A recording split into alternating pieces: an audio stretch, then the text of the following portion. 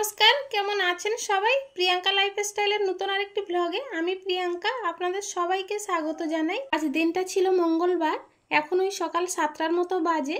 এখন থেকেই ব্লগটা শুরু করছি, তবে পুরো ব্লগটা জুড়ে আমার পাশে থাকবেন, আশা করছি খুবই ভালো লাগবে।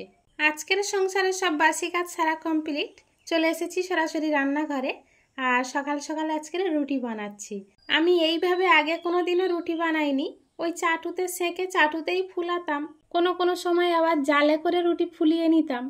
কিন্তু এইভাবে রুটিটা আমি অনেককেই করতে দেখেছি, তাই আজকের আমি নিজেও ট্রাই করলাম।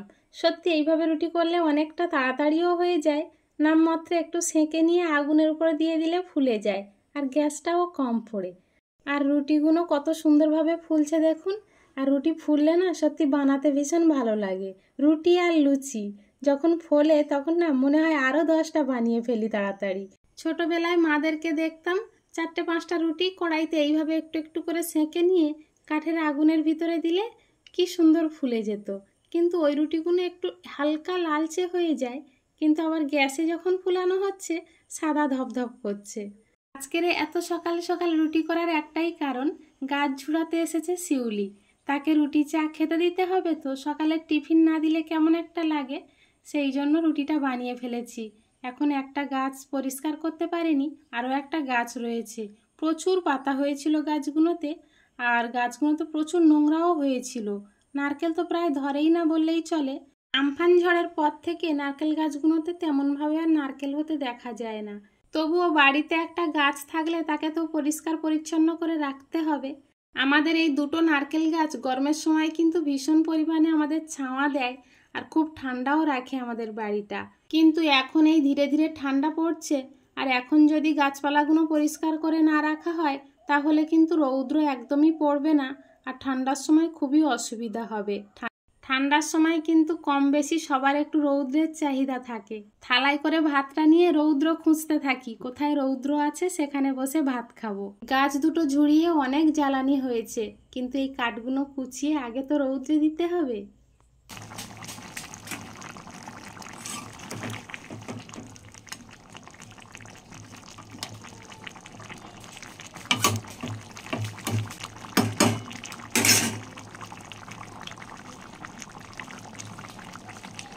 আজকের বাড়িতে এনেছিল মাংস, সেটাই রান্না করলাম। আর কুমড়ো পুঁইবিটুলি দিয়ে একটা চচ্চড়ি করেছি। সকালবেলায় ওরা কুমড়োর তরকারি দিয়ে রুটি খেয়েছে, তাই একটা সাইড ফাঁকা রয়েছে। আর এখন দুপুরবেলায় ভাত বাড়তে বসেছি সবার জন্য। তৃষ্ণার বাবা আজকের ভাত নিয়ে যায়নি, তাই একসঙ্গে তৃষ্ণার বাবার ভাতটাও গুছিয়ে নিচ্ছি। নারকেল গাছ ঝুড়িয়ে অনেকটা কাঠকুটো বের হয়েছিল, সেগুলো গুছাতে গিয়ে অনেকটা দেরি হয়ে গিয়েছে রান্না করতে, তাই আর তৃষ্ণার বাবা ভাত নিয়ে যেতে সময় পায়নি। গাছ দুটো ঝুড়িয়ে অনেকটা খাটনি বেড়ে গিয়েছে, ওই নারকেলের পাতা সব চেঁচে কাঠি বের করতে হবে। তবে ভাবছি কাঠি তো সেরকম দামে বিক্রিও হয় না, 1 বছরের মতো বাড়ির জন্য কাঠি বের করে নেব, আর গোটা গোটা পাতা সব শুকিয়ে জ্বালিয়ে ফেলবো। তাহলে প্রায় 1.5-2 সপ্তাহ ধরে আমি পাতাগুলো জ্বালাতে পারবো, অনেকটা কাঠও বেঁচে যাবে। এদিকে আমার কাঠি তেমন দামে বিক্রি হয় না, বেগার কাঠি তুলে শরীরের কষ্ট দিয়ে লাভ নেই। আপনাদের সাথে গল্প করতে করতে আমার ভাত তরকারি তো সব গুছানো হয়ে গিয়েছে, এবারে খেয়ে নিই, তারপরে আবার আপনাদের সঙ্গে কিছুক্ষণ পরে দেখা হবে। এখন বাজে বিকাল 5টা, বসে পড়েছি সেলাই মেশিনের কাজে। আমার অনেকগুলো শাড়ি আছে, ফলস লাগানো হয়নি। 2টো শাড়ির জন্য ফলস কিনে এনেছিলাম, সেটা তো আপনারা দেখেছেন। তো সবুজ শাড়িটাতে আজকের একটু ফলস লাগিয়ে নিচ্ছি, তবে হাতে আর লাগাবো না, এই মেশিন দিয়েই দুদিকে লাগিয়ে ফেলবো। শাড়িতে ফলস পার না লাগিয়ে শাড়ি পরলে, নপুর পরলে শাড়ির সুতো সব গুটিয়ে আসে, সেই জন্য শাড়ি পরতেও খুব অসুবিধা হয়, আর নপুরগুলোও পরা যায় না।